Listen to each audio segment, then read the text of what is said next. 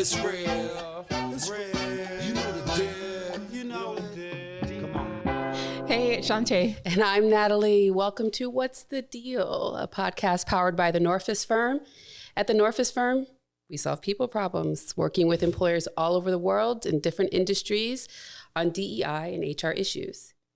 We've been away for a minute. Yeah, well, they might not know that, but we know that we haven't been here. It makes me think of something like been around the world and I right? I can't find my baby. Exactly.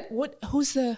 Okay, we're not going to get caught up in that. So I always do this. But we've been really out there seeing the world. Wow, where have we been? We've been to New York. Pounded the pavement, literally. Literally. Yeah. Lost skin on my toe. Yeah. My knee is broken. It's not broken, but it feels broken. It's a mess. And then we went to a conference, DEI conference, got some new learnings in, which is always good. We practice what we preach, as we talk about a lot. Yeah, San Diego was a nice change. Going from one coast to the other. That was really kind of cool. Yeah. So what's the deal with DEI and mindfulness? Well, you know, I particularly love this topic because it is something I'm very passionate about, just the mindfulness in general. And, you know, I don't know if it's because of just upbringing and just having to be aware of surroundings, family dynamics, all the different things, just developing this sense of, all right, just stay in the present moment, because you can get caught up very quickly in either other people, other things, memories, imagination, all of that. So it's like, just be here right now. And so I've really love sharing that with folks and how they can really improve themselves through the practice of mindfulness. And then the work that we do together in this DEI space, definitely see an application there because it just helps to make DEI better. So of course, okay, I was going to say, before we get too far, right? Of course, we're going to go into the shared language. There are a number of definitions of mindfulness, right? Most of them center around awareness and non-judgment and being present and just being able to kind of regulate yourself. But for our conversation, as it relates to DEI and particularly leadership in the DEI space, I like this definition that we get from author B.A. Wallace and his colleagues, where they say mindfulness, and for them, they specifically speak about it, mindfulness meditation, but I think the application works for our context as well.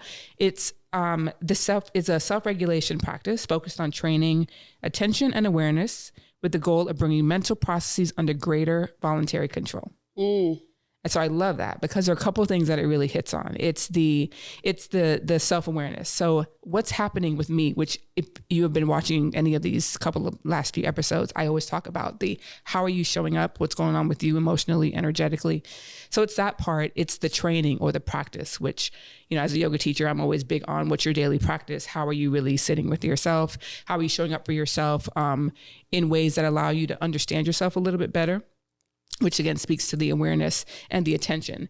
But the part of it is to be able to voluntarily control your reaction to things. It is what's voluntary. Important.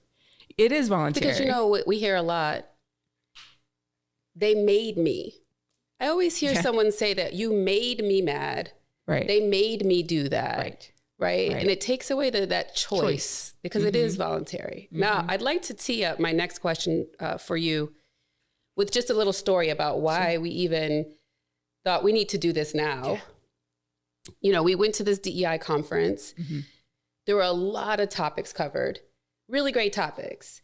Accessibility, how do you capitalize on Hispanic workforce, the way cognitive diversity we learned about. Yep. And it made me think, like, for a leader who's not a DEI practitioner, that can be super overwhelming. Right. That there's so many different aspects to it, so many different topics, so many different things that you could learn about. And so it's like, do we have to be an expert in all of those things to do DEI well? Yeah, no. In fact, you would probably go crazy if you try to really be an expert in everything that really impacts DEI. I think what it really stems, if you take yourself out of it a bit, what is the requirement for you to really hold space for people and to be what we encourage folks to be as an inclusive leader? Right. What does that really look like? A lot of it is, okay, can I be in this space with a bunch of different people and not get caught up in it? It's, again, self-regulation. Can I be with you? Can I be with everyone that's in the room right now in the production team and be able to understand the dynamics of what's at play here in a way that allows me to respond accordingly? And so it's being able to slow down. It's being able to pause, notice what's happening with outside and inside, and then choose a course of action. So a big part of that is being able to suspend yourself a little bit.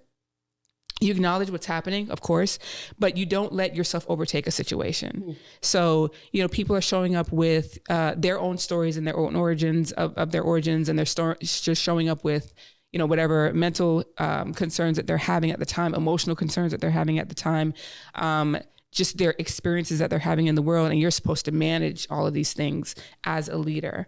Now, what it takes for you to do is pause, just sit there and listen, be quiet, and get with them, be with them where they are. That takes a lot of empathy and emotional intelligence, which are two topics I'm really big on, in order for you to, okay, now that I've heard this, what am I supposed to do with this information? Where does this naturally lend itself to? Where does the energy want me to go in this? So it really takes you having to be present, which is a big part of mindfulness. Present without judgment. That's the hard part. So you used a word that I think is super critical here, and that's respond. Because we deal with a lot of reaction. Yeah, there is a distinction. Yeah. Huge. And so I think when we apply it, in the DEI context, one that sticks out for me is when a woman is pregnant and people's desire to reach for her belly. And it's this thing where if you're without being mindful, your reaction to a belly is, can I feel the feet kicking in her belly? Right. A response would be keeping your hands to yourself. Right. And asking. And being in that moment of, wow, this is her body. A pregnant belly may be an extension of it, but it's still her body. Right. You wouldn't go up to touch a non-pregnant person's belly. Right. Just, that's weird. I really hope you wouldn't, but it's weird. You wouldn't, right? So this is that idea of, it takes another 2 seconds often, that pause, to calculate a response instead of a reaction. Right. You want to talk a little bit about the difference? Yeah, there is so reactions are just, they're knee jerk. They're just, I see something and I respond instantly, and I don't take the beat to slow myself down. The response is a choice, which came earlier. I can choose to either go with my natural reaction to things, if that's appropriate in the moment, because a lot of times, most times, tends not to be, if we're being honest. Or I can choose a better way, or a way that will lead me to a result that I'm actually looking for. But if you don't take that time to pause and reflect, not even a deep reflection, we're not talking about going and journaling and taking, all these trips somewhere and all these things. No, just taking a beat and being with it and say, hey, what's appropriate in this moment? And what is it that this person is asking for, either verbally or non-verbally? And so half the times when we do that, we have that knee-jerk reaction. It's because we're centering ourselves. It's something that as a response that we want to do. And then that person then is not even in the equation anymore. So it's you really have to take that time to slow yourself down. And we move so fast nowadays, it's really hard to slow down. But that's really, if you're trying to be inclusive, you have to slow yourself down to be with people where they are. So if we're thinking about scenarios where this can come up. Yeah. I gave the pregnant belly example. I think other examples tend to be around hair, right? If we think about, we've talked about this a lot. Black women, black hair is a big topic. We change our hair a lot. If you've been watching this podcast, you've probably seen me in multiple different iterations of my hairstyle. And there's this tendency that if you show up to work with a style that's completely different, actually, our makeup artist today was the first time we saw her in her natural state, and it was gorgeous. And you're like, oh my God, your hair is so gorgeous. What about those types of situations where someone's appearance has changed from significantly from the last time you saw it? And that idea of sometimes people, again, go out to reach the hair, or why did you do that? Or what's different? What about there? So I think in those instances, slowing down, pausing, what are you really trying to communicate? Take your time, use your words. Listen, this is not to say that we're not going to mess up. This is not to say that we're not going to, an oops or an ouch can happen, and we're dealing with people, so that's normal. But we're just encouraging folks to just slow down enough to think about what you want to say. Think about what you want to do in a way that's appropriate for the situation. When it comes to hair, especially with Black women, I don't know if I want to say it a privilege or an opportunity that we have. We get to really flex our hair in a way that other folks, they could if they wanted to, but you know, we're nice with it. Yeah. We're really nice in how we're able to really, you know, do our hair in different ways and the frequency in which we're able to do that. And it's accepted, and it's something that we really pride ourselves in that ability to do, but may not be, I don't know if it's a respect thing or responded to in the same kind of way or revered in the same kind of way. And so people have their own reactions to that. And what is that centered in? So, you know, this can go in a bunch of different places, but what we find often is that because we are not in these spaces, there's not a lot of us in these spaces. And so when we show up as ourselves with this different hair, because people aren't used to it, it's not the dominant culture or not the dominant way people express themselves, right, then it's a shock or it's an awe. And it's like, oh, it's the shiny new thing that you want to comment on. And this is just Black women being Black women. So if we're talking about inclusive leadership and being mindful, start from there. This is just how people express themselves and allow that to be. Now, if you want to make a comment on it, what's the comment that you're trying to make and what's appropriate in that session? Maybe you want to compliment them.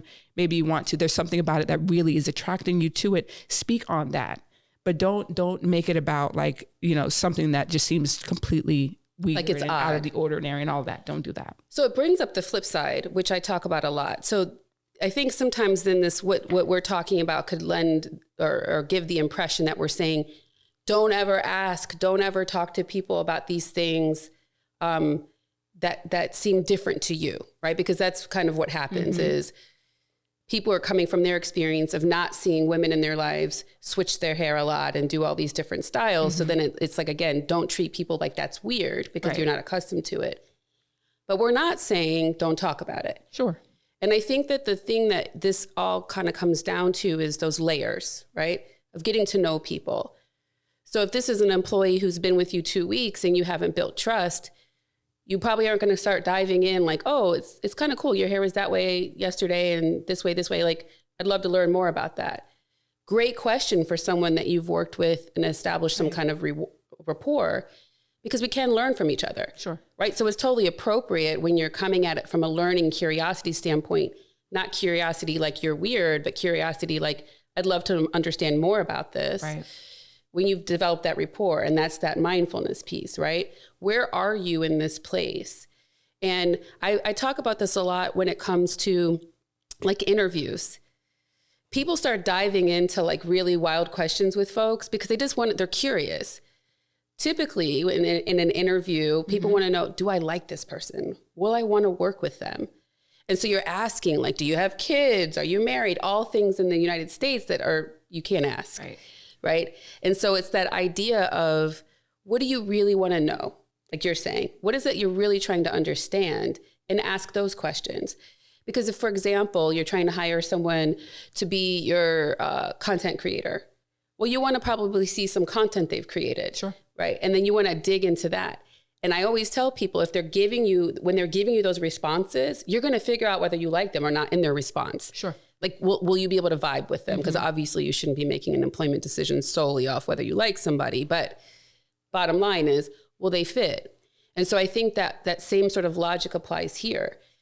Resist the urge to sort of objectify people, right? Because that's kind of how it starts to feel to the person being talked to about it. Right. By saying all these like, well, why'd you do that? And why is it like that? And like that thing of like more like it's weird to you. Get to know the person, establish that rapport. And then these questions, again, in context, are appropriate. Right. So we're not saying it's an all or nothing. No. Like, it's not black and white. You know, we don't do binary. Right. So, okay. Within certain instances, yes. But in general, in this work, we try to stay away from binary thinking, the good, the bad, the right, the wrong, appropriate, not appropriate. Except for that one. Sorry. Not the not appropriate one, because you do have to discern.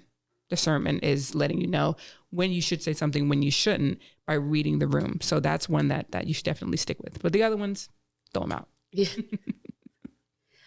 All right. So if someone makes a mistake, sure, because you did hit on that, we all are going to make mistakes. Yeah.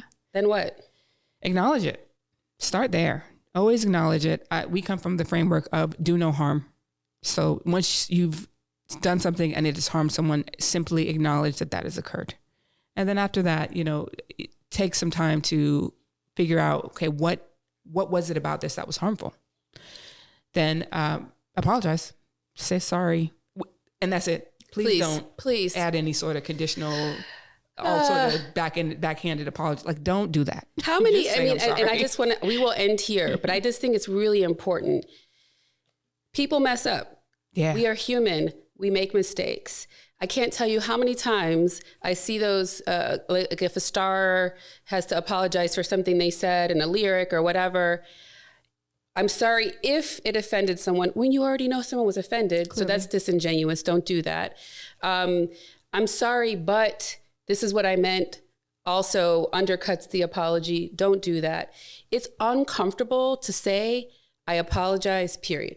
Right. Because we don't like to feel like we are wrong. It's a good, bad, right, wrong. Exactly. We don't want to feel that we did that. But when you just acknowledge it, and I'm really passionate about this, obviously, because it happens a lot. Mm-hmm. It's like, don't undermine the apology. Right. I apologize, period. I acknowledge your feelings, period. Right. Period. Right. Right. All right. So wrapping it up. But there's one last thing I have to go in, because there's the last part of that. Okay. Sorry. It's not just acknowledgement and the apology, yes, but there's one more act. You have to set in place. What are you going to do to not have this occur again? Exactly. So you got to take action there. Okay. That was it. Yeah. All right. Mindfulness is voluntary.